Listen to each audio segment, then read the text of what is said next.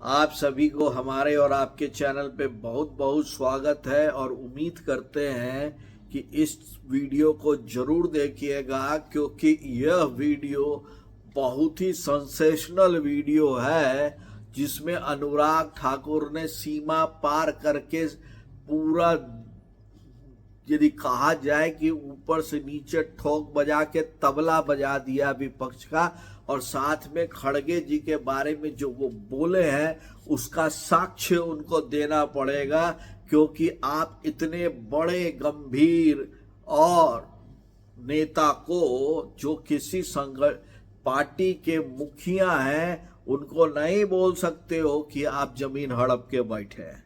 यदि आपके पास प्रूफ है तो दीजिए, नहीं तो अनुराग जी आप माफी मांगिएगा। ये बात दूसरा है भाइयों और बहनों कि अनुराग ठाकुर जी ने बहुत सारी बातें ऐसी बोली है जो आप भी बोलिएगा भाई क्या बोला है, एकदम सही बोला है। इसमें कोई जात पात धर्म जाति नहीं है, यह लॉजिकल हम लोगों के लिए जो उन्होंने बात बोली है। और जो ढकोसला आज के दिन में विपक्ष कर रहा है उसको उन्होंने एकदम जैसे सिलाई खोलने का कपड़ा का नहीं होता है वैसा कर दिया है। देखिए,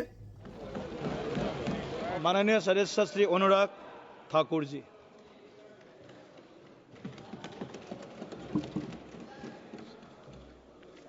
धन्यवाद सभापति महोदय।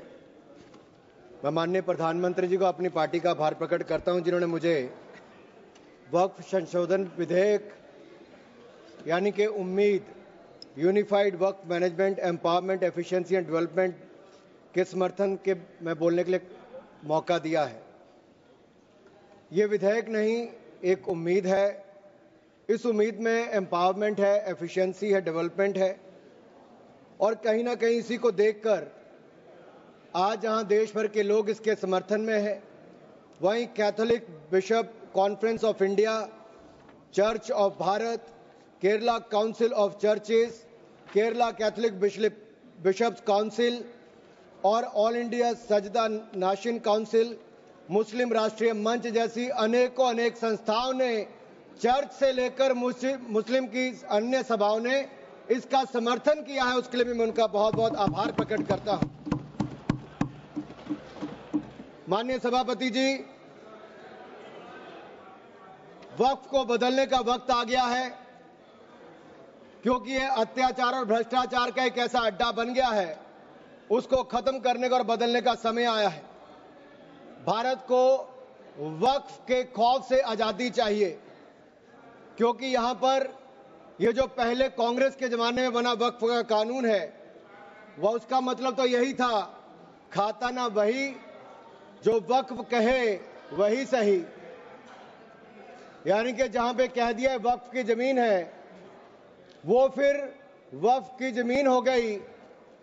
वो जिम्मेदारी उनकी नहीं है कहने की, बताने की कि ये कैसे उनकी जमीन है, लेकिन जिसकी चले गई वो बेचारा दर दर भटकता है और उसको इंसाफ भी नहीं मिलता है। मैं इसके बारे में विस्तार में बताऊंगा, लेकिन आज एक बार फिर कांग्रेस देश को और देश में भ्रम फैलाने का प्रयास कर रही है। एक और तो वो हाथ में एक लाल सी किताब लेकर चलते हैं जो कहने के लिए संविधान है, लेकिन संविधान नहीं है। अगर संविधान की आप इस कॉपी को देखेंगे तो आपको एहसास होगा कि बाबा साहब अंबेडकर का सपना था कि एक देश में तो एक ही संविधान रहेगा। आपने एक देश में दो विधान बनाने का काम किया है। आपको तय करना है संविधान के साथ रहना है कि वक्फ के साथ रहना है, वक्फ के साथ रहना है कि संविधान के साथ रहना है, आपको तय करना पड़ेगा। और यही नहीं, और जो लोग बड़ी बड़ी बातें यहां पे कर रहे थे उनको यही कहना चाहता हूं, ये हिंदुस्तान है, पाकिस्तान या तालिबान नहीं। यहां बाबा साहब का संविधान चलेगा, काबिले का फरमान नहीं, मुगलिया फरमान नहीं चलने वाला। यहां पर एक नहीं अनेक ऐसे उदाहरण देखने को मिलेंगे। माननीय सभापति जी, आज हम केवल संविधान संशोधन पर चर्चा नहीं कर रहे, लेकिन एक ऐसे समानांतर सत्ता को चुनौती दे रहे हैं जो दशकों से अनियंत्रित रूप से अस्तित्व में है। वक्फ संशोधन बिल 2025 केवल कानून में बदलाव नहीं बल्कि एक संदेश है। संदेश स्पष्ट है कि देश में एक ही कानून चलेगा, भारत का संविधान, और भारत के संविधान के ऊपर कुछ नहीं है। वक्फ बोर्ड का उद्देश्य मुस्लिम समुदाय के कल्याण के लिए संपत्तियों का प्रबंधन करना था, लेकिन कांग्रेस और उसके सहयोगी दलों ने इस भूमि को अपारदर्शी और एक गैर जिम्मेदाराना तरीके से राजनीतिक संरक्षण देते हुए एक ऐसा साम्राज्य बनाया जहां पर इन्होंने इसको अपना वोट बैंक का एटीएम बनाकर रख दिया है। 70 सालों से इन्होंने यही किया है। 1947 में भारत ने एक विभाजन देखा है, वो एक परिवार और एक पार्टी के कारण वो विभाजन हुआ है। आज जमीन जिहाद, लैंड जिहाद के नाम पर हम दूसरा विभाजन नहीं होने देंगे, नहीं होने देंगे। एक स्पष्ट संदेश तो यहां पर देना ही चाहते हैं कि मोदी जी के राज में भारत में एक कानून, एक संविधान और एक भारत रहेगा। और एक स्पष्ट संदेश भी है, एक है तो सेफ है। और यही नहीं, हम क्या कह रहे हैं? हम कह रहे हैं कि इस बिल के माध्यम से पारदर्शिता लाएंगे। पारदर्शिता लाएंगे तो जवाबदेही भी तय करेंगे। लेकिन ये लोग जिनके लिए वोट बैंक का एटीएम है, जिनके अपने नेता भ्रष्टाचार के कई मामलों में फंसे हुए हैं, जिनके राज्यों में हजारों करोड़ रुपए के घोटाले हुए, जिनका उल्लेख मैं आगे करने वाला हूं, उस पर भी मैं आपके सामने प्रकाश डालूंगा एक के बाद दूसरी। लेकिन सवाल ये खड़ा होता है कि 70 साल से ये प्रक्रिया जो चल रही है, चाहे 1964 की बात हो, 69 की बात हो, उसके बाद एक के बाद दूसरे संशोधन आए, 95 से लेकर 2013 तक इन्होंने इस कानून को इतना ऐसा बना दिया कि इसको चुनौती देने तक का भी हक कहीं नजर नहीं आता था। ना कोई ऑडिट, ना कोई निरीक्षण, बस भूमि अधिग्रहण की बात, शहर दर शहर, गली दर गली, इस पर एक तरह से कब्जे के बाद दूसरा कब्जा करने का काम किया गया।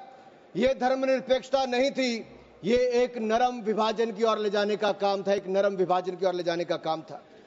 लेकिन हमने अब इस कानून में बदलाव किया है ताकि मुस्लिम समुदाय के सभी गरीब से गरीब व्यक्ति का भी इसमें भला हो सके। मुझसे पहले एक मुस्लिम समुदाय के एक सदस्य जो कांग्रेस पार्टी से आते हैं, वो अपना भाषण कर रहे थे। मैं उनको ही कहना चाहता हूं, अशरफ, अजलफ और अर्जल, क्या इनमें भी कोई अंतर है? और राहुल गांधी जी से पूछना चाहता हूं, और अखिलेश जी यहां पर पहले ज्ञान बांट रहे थे थोड़ा सा, क्या मुस्लिम समुदाय में भी जातियां हैं? क्या भेदभाव है? क्या छुआछूत है? लाल टोपी वालों का मैं बताऊंगा भी 2017 में जब आपकी सरकार आने से पहले घोटाले कितने थे? एक नहीं अनेक। लेकिन इनके काले कारनामे आज खत्म हो जाएंगे सर। ये विधायक कांग्रेस की तुष्टीकरण की राजनीति का अंतिम संस्कार करने वाला है, मैं विश्वास दिलाना चाहता हूं। This will be the last nail in the coffin of Congress politics of appeasement. अगर आप देखिए, इन्होंने इससे पहले भी पंडित जवाहरलाल नेहरू जी ने पहले तो देश के विभाजन करने में अपना वो काम किया, उसके बाद धारा 370-35 से देकर ऐसे जख्म दिए कि हजारों लोगों की मृत्यु हो गई। लेकिन ये नरेंद्र मोदी जी की सरकार थी जिसने धारा 370-35 को सदा के लिए खत्म करने का काम किया है। यह हमारी प्रतिबद्धता थी मुस्लिम समुदाय की बहनों की ओर। जो ट्रिपल तलाक से निजात दिलाने का किसी ने काम किया तो नरेंद्र मोदी की सरकार ने किया है। आपने तो वायदा किया था कि जो पाकिस्तान, बांग्लादेश और अफगानिस्तान में रह गए हैं उनको वहीं पर पूरा न्याय मिलेगा, लेकिन नहीं मिला। लेकिन उनको भारत में भी आकर अगर उनको नागरिकता देने की बात थी तो आपकी सरकार में 60 सालों में नहीं हुआ। सीएए कानून किसने बनाया? तो वो भी नरेंद्र मोदी की सरकार ने बनाकर वो काम किया है। मैं एक बात और इसमें कहना चाहता हूं, अगर इसमें एक के बाद दूसरा देखा जाए, कांग्रेस ने कहीं ना कहीं और कांग्रेस के सहयोगी दलों ने वोट बैंक के लिए संविधान का सौदा कर लिया है, और ये सौदा ही किया है। तभी तो हमने एक के बाद दूसरे उदाहरण देकर कहा कि आपने कैसे उसको अपना वोट बैंक किया, एटीएम बना के रखा। लेकिन ये जो बिल है ये अन्याय की जड़ पर प्रहार है, और इस प्रहार के बाद सबको न्याय और न्याय ही मिलने वाला है।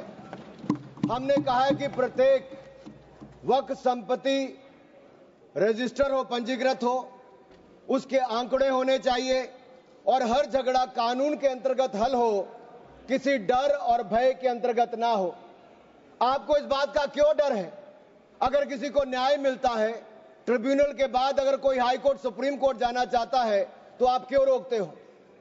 देश में हर कानून के अंतर्गत, चाहे इनकम टैक्स का हो या कोई भी हो, आप एक के बाद दूसरे कोर्ट जा सकते हो, लेकिन वक्फ में ये कानूनी रोक क्यों लगा कर रखी थी? ये बिल जो कहा गया किसी धर्म के खिलाफ, ये बिल किसी धर्म के खिलाफ नहीं है। ये बिल भ्रष्टाचार, धोखा और धार्मिक सामंतवाद के खिलाफ है और हम इसके खिलाफ रहेंगे। ये बात स्पष्ट है कि ये आस्था का विषय नहीं है। As long as Prime Minister Modi is the PM, the shops of appeasement will remain shut. This bill is not about Hindu versus Muslim. This is law versus lawlessness, Constitution versus corruption, Bharat versus internal partition. और ये partition एक बार हो गया, अब आपके कारनामों के कारण बार बार नहीं होने देंगे। सर, मैं एक अंतर्राष्ट्रीय स्तर पे क्या परिस्थितियां वो थोड़ा बताना चाहता हूं। टर्की में 1923 के बाद 1924 में मिनिस्ट्री ऑफ वक्फ इसको एबॉलिश कर दिया गया और वहां पे जनरल डायरेक्टरेट ऑफ फाउंडेशन बना, जो रेस्टोरेशन, मेंटेनेंस और यूटिलाइजेशन वक्फ प्रॉपर्टीज का करता है और ये इसके बाद इसको लोगों की भलाई के काम के लिए पैसा लगाता है। कुवैत में भी ministry of Waqf and Islamic affairs है। ये एसेट, मस्जिद, स्कूल, अस्पताल, इन सबका देखरेख करता है और मॉडर्नाइजेशन के माध्यम से, टेक्नोलॉजी के माध्यम से इसका फायदा उठाते डिजिटलाइजेशन किया है। लेबनान में मिनिस्ट्री ऑफ एंडाउमेंट्स और इस्लामिक अफेयर्स है, जो इसकी मैनेजमेंट और यूटिलाइजेशन को सारे को देखती है और चैरिटेबल और कम्युनिटी के काम को देखती है।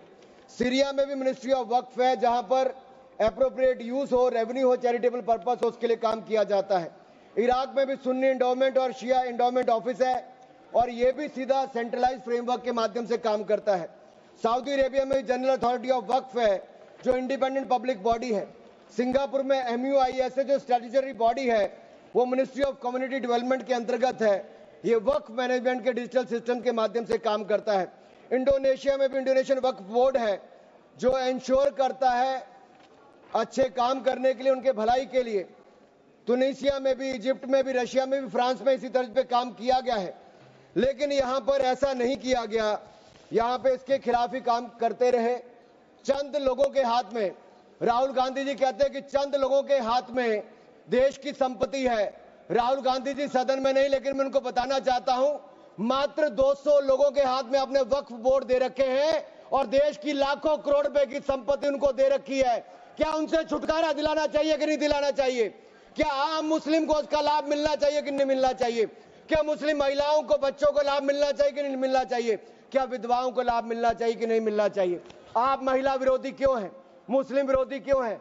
आप बदलाव विरोधी क्यों हैं? ये सवालों का जवाब आपको देना ही पड़ेगा। सर, एक कहावत है जो यहां पर बाहर कहा जाता है कि पता है यहां से बहुत दूर, पता है यहां से बहुत दूर और गलत और सही के पार एक मैदान है। पता है यहां से बहुत दूर, गलत और सही के उस पार एक मैदान है। मैं वहां मिलूंगा तुझे और अगर वक्फ का बस चला तो वक्फ की संपत्ति बन जाएगा। यानी कि जिस पे भी नजर रखोगे वक्फ की संपत्ति बन जाएगा और उसमें से आपको इंसाफ मिल नहीं पाएगा, क्योंकि ऐसी हालत कर दी है। सर, अगर आप देखेंगे वक्फ की सच्चाई क्या है, भारत में ऐसा कौन सा कानून है जिसने आपका घर, आपका मंदिर, यहाँ के आपके पूरे गांव छीन लिए? भारत में कौन सा ऐसा कानून है जिसने आपका घर, आपके मंदिर, आपके पूरे गांव छीन लिए? ये ऐसा कौन सा कानून है जिसके खिलाफ आप कोर्ट भी नहीं जा सकते? ये कौन सा ऐसा कानून है जो संविधान से भी ऊपर है? इसका नाम वक्फ है, जो कांग्रेस के समय बना है। सर, इसने गुरुद्वारे हो, मंदिर हो, घर हो, गांव हो, सब पे कब्जा करने का काम किया है। एक तुगलकी फरमान है सेक्शन 40, इसमें दान देने वाला किसी भी धर्म का हो सकता है, लेकिन देखभाल करने वाला मुसलमान ही होना चाहिए। ये मंदिर में तो ऐसा नहीं है। सरकारें मंदिर का, ये कर्नाटक की सरकार है कांग्रेस की, 450 करोड़ रुपया साल का आप इकट्ठा करते हैं, कहां खर्च करते हैं? कौन जवाब देता है उसका? एक एक रुपए का हिसाब आपको देना चाहिए था। क्या किसी मस्जिद का पैसा आपने लिया? क्या किसी वक्फ बोर्ड का पैसा आपने लिया? लेकिन कर्नाटक में जो घोटाले हुए सर, उसमें इनके राष्ट्रीय अध्यक्ष मल्लिकार्जुन खड़गे जी का नाम भी आता है। जहां पर क्या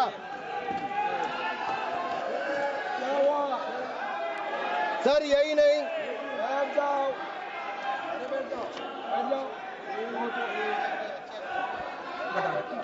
सर, नाम हटा दीजिए। सर मैं इसको मेंबर ऑफ माननीय नहीं सर, मैं सबूत के रूप में सर मैं लाया हूं सब कुछ। मैं बोल दिया सर ऐसा गिवन द डिसीजन, निर्णय दे दिया बस। प्लीज प्लीज सर, नाम नहीं लेता सर, मैं नाम वापस ले लेता हूं सर। बड़ी मुश्किल से परिवार के बाहर सर इसमें सर मैं टेबल कर देता हूं सर, मैं टेबल कर देता हूं सर। ये मैं टेबल कर देता हूं सर। सर आपकी अनुमति हो तो मैं ऑथेंटिकेट करके टेबल कर देता हूं सर। रेणु जी नाम वापस ले लिया, एक मिनट वापस ले लिया। क्या है यार? ठीक है, एक मिनट आप सब बैठिए, आप सभी लोग बैठिए, आप सब लोग बैठिए। माननीय Venugopal ji please please please. Sir we are कौन सा रूल में बोल रहा है आप? To sir, 352. while a member is speaking to him of the sir हमने कैसे नहीं नो एक मिनट आप लोग मत बोलिए। माननीय वेणुगोपाल जी, हमने नाम एक्सपांस भी डिलीट भी कर दिया और उन्होंने भी वापस ले लिया। उसके बाद और क्या है? उसके बाद क्या है?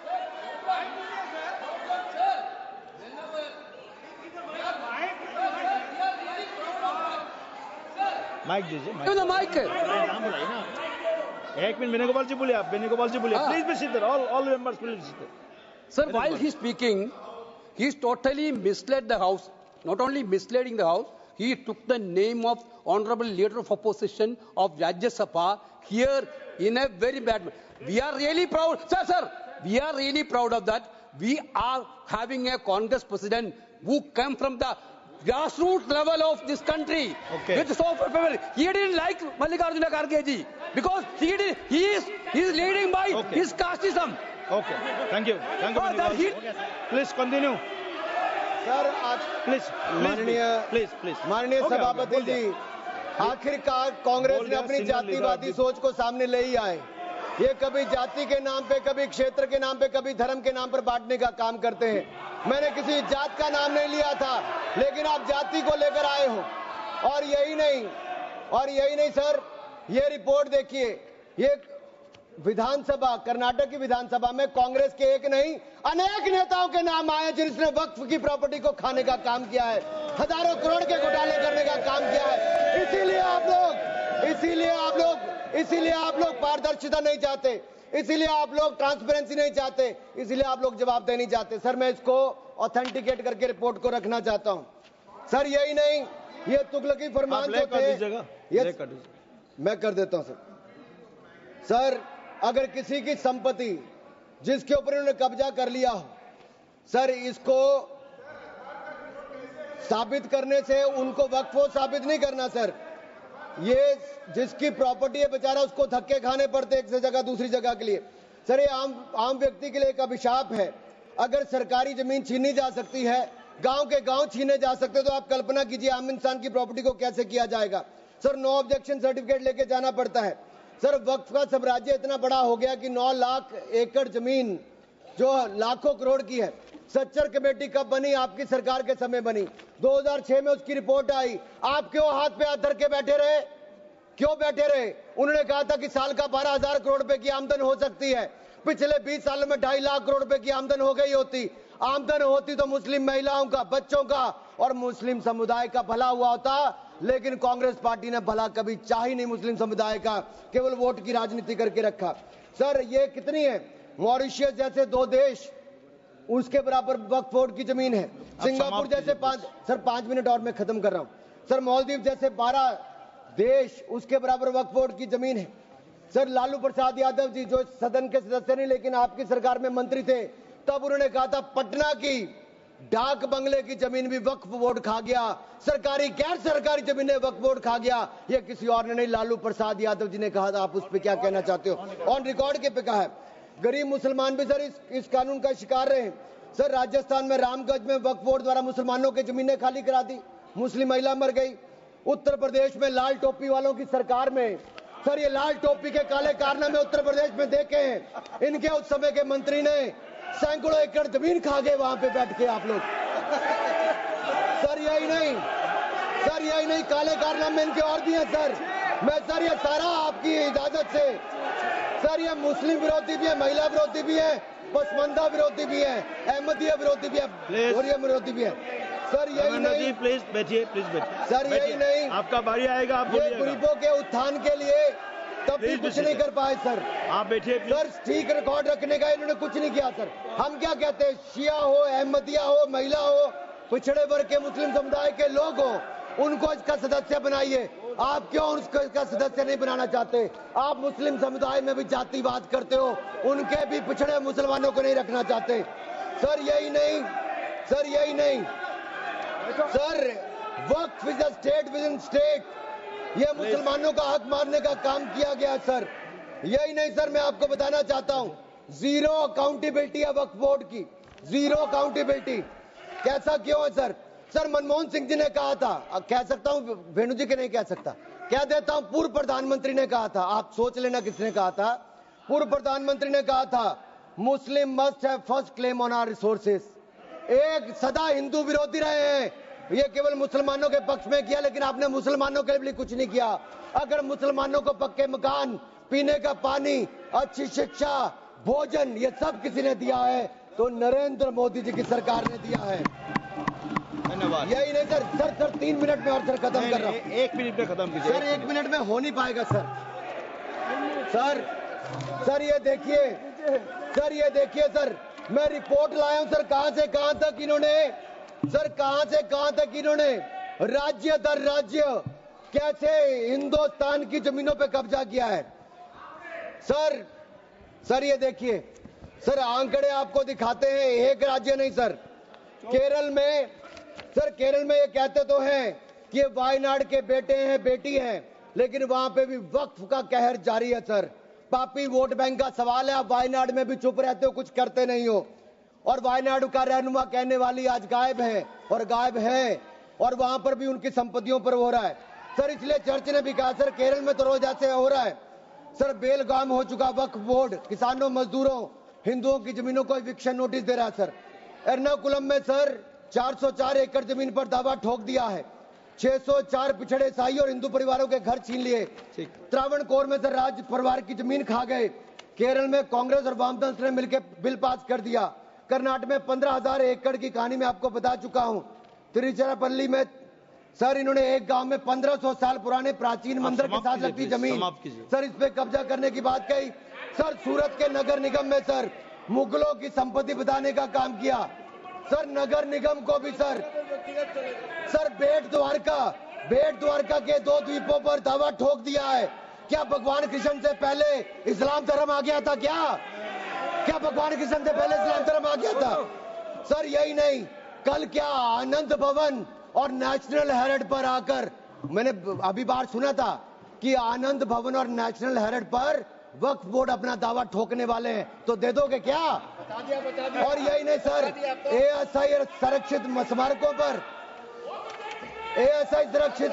पर भी सर यही नहीं सर, कर्नाटक में 53 ऐतिहासिक स्मारकों को वक्फ संपत्ति घोषित कर दिया है मणिकाम ठाकुर सर। यही नहीं सर, हम्पी सर्कल में 6 एएसआई संरक्षित उसमें सर हासिल कर लिया सर। यही नहीं सर, एएसआई के 120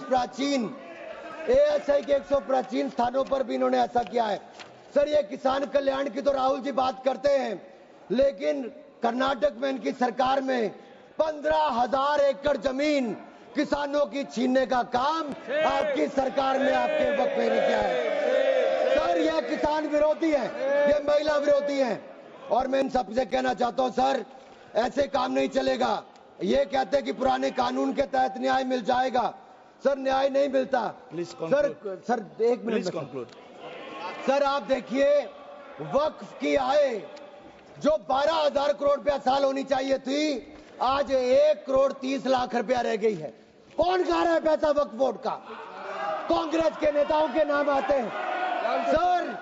सर यही नहीं, पश्चिम बंगाल में 1100 करोड़ रुपए का, तमिलनाडु में 2,000 करोड़ रुपए का, महाराष्ट्र में हजारों करोड़ रुपए के घोटाले हुए। इन सब की सरकारों में कहे गए।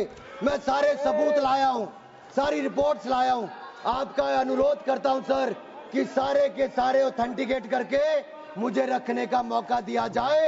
ये विपक्षी दल, क्योंकि ये भ्रष्टाचार में जुड़े हुए हैं, हम वक्फ बोर्ड के भ्रष्टाचार को खत्म करना चाहते हैं। धन्यवाद सर ये बस ये तेरे आखिरी लाइन है सर। ये नेशनल हेराल्ड में छपा है कि महाराष्ट्र में हजारों करोड़ रुपए का घोटाला, महाराष्ट्र में छपा नेशनल हेराल्ड में, और नेशनल हेराल्ड के घोटाले के रूप में कांग्रेस के एक नेता बेल पर है जो अपनी सेवाएं यहां पर दे रहे हैं। उसी नेशनल हेराल्ड में लिखा गया है ये कांग्रेस पंचतंत्र का वो बंदर है जहां रोटी के बंटवारे के नाम पर ये सारी रोटियां खा जाते हैं। सर ये मंदिरों की जमीन संपत्ति के नाम, ये विशेष कानून इसके लिए क्यों नहीं है सर? ये वक्फ के लिए क्यों है सर? इनका विचार साफ नजर आता है सर। ये मंदिरों का सोना पिघलाकर ये तब तो ले जाते हैं, लेकिन भ्रष्टाचार के नाम पर जमीन पर कब्जा करने के लिए वक्फ बोर्ड बना देते हैं। सर हमारी सरकार वक्फ को पारदर्शी और जवाबदेह करना चाहती है। हमारे सेक्शन 40 पास काफी वक्ताओं का लिस्ट है, सबको बोलने का मौका देना है। लास्ट 30 सेकंड में लास्ट 30 सेकंड सर। सर आपने कहा था कि कोई बीच में टोका टोकी नहीं करेगा, लेकिन इन्होंने तो एक ऐसा जमींदार खड़ा कर दिया है जो एक नहीं अनेक ऐसी हजारों करोड़ रुपए की संपत्तियां खा गए। और कर्नाटक के कुछ नेताओं के, कांग्रेस के नेताओं के नाम है सर, ले सकता हूं, जिनका रिपोर्ट में नाम आया सर, विधानसभा में रिपोर्ट आई है सर। सिटिंग विधायक है, पूर्व विधायक, पूर्व मंत्री, राज्यसभा के प्रतिपक्ष के नेता हैं। ये वक्फ की प्रॉपर्टियों पे कब्जा करने वाले, पैसा खाने वाले हैं। और यहां तक कि एक 5 स्टार होटल का भी सुलह कराने के लिए इन्होंने कही। सर मैं इतना ही कहना चाहता हूं, ये बिल मुस्लिमों के जीवन में एक बड़ा बदलाव लाएगा। हर वर्ष हजारों करोड़ कमाने का प्रावधान करके दिखाएगा। अच्छी शिक्षा, अच्छी सुविधाएं, अच्छे मकान, अच्छा इलाज और अच्छा भविष्य देने का काम ये नरेंद्र मोदी की सरकार में वक्फ बोर्ड का संशोधन बिल उम्मीद के माध्यम से एक नई उम्मीद बांध कर दिखाएगा, नई उम्मीद बांध कर दिखाएगा। बहुत बहुत धन्यवाद। माननीय सदस्य।